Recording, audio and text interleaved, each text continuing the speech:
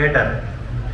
தர்மம் செய்யறதை பற்றி ஒரு வாதம் வந்து நபிகள் நாயகம் பணம் இருந்தால் கொடுங்க, ஒரு கேட்டால் பணம் இல்லாட்டா என்ன செய்யறது. ஒருத்தர் கேட்டார், உடலால் உதவி பண்ணப்பா, உடல் உதவி பண்ணேன்.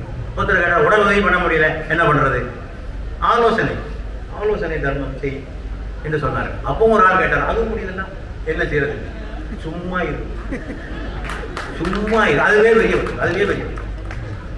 ஆகவே இந்த அடுத்தவனுக்கு தொந்தை கொடுக்காமல் இருப்பது, ஆகவே இதுவும் உறவுகளை பலப்படும். அடுத்தபடியாக பழி வாங்காதிருப்பது, தீமைக்கு பதிலாக நன்மையை செய்வது.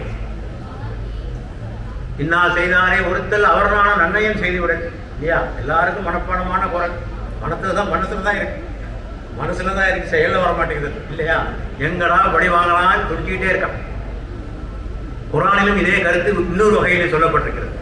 நன்மையும் தீமையும் சமமாக மாட்டா, நன்மையை கொண்டே தீமையை தடுங்கள். அவ்வாறு செய்தால் கடும் பகைவர்களும் உற்ற நண்பர்களாக ஆகிவிடுவார்கள்.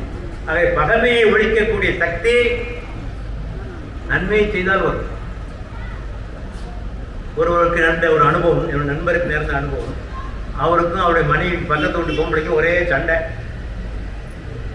என்ன தீர்ப்புக்கு வழி இல்லை. இவர் ஒரு நாள் என்ன செஞ்சால் பழங்கள்லாம் வாங்கிட்டு வந்து கொண்டாடிட்டு கொடுத்து, இந்த படத்தை கொண்டு பக்கத்து வீட்டில் கொடுங்க, பக்கத்து வீட்டில் கொண்டு கொடுனார். அந்த அம்மா தகைச்சு போயிட்டா, ஏன் இந்த அம்மா எப்படி பகை முடிஞ்சது, அன்றோடு பகை முடிந்தது.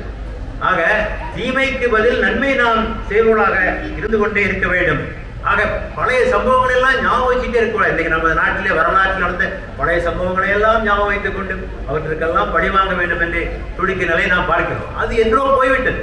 வரலாற்றுக்கு பின்னோக்கி செல்வதென்றால் எதுவரை பின்னோக்கி செல்ல போகிறீர்கள். வரலாற்று நிகழ் தவறுகளை எல்லாம் சரி செய்ய வேண்டும் என்று புறப்பட்டால் முடியவே முடியாது, உணர முடியாது. ஆகவே அவற்றை நாம் அந்த தவறு மீண்டும் நடவாது பார்த்துக் கொள்ள, அதே தவறுகள் மீண்டும் நடவாது பார்த்துக் கொள்வதுதான் நம்முடைய கடமையாக இருக்க வேண்டுமே தவிர அவற்றுக்கெல்லாம் பழி தீர்ப்பது என்ற முடிவுக்கு வந்தால் ஒன்றும் செய்ய முடியாது.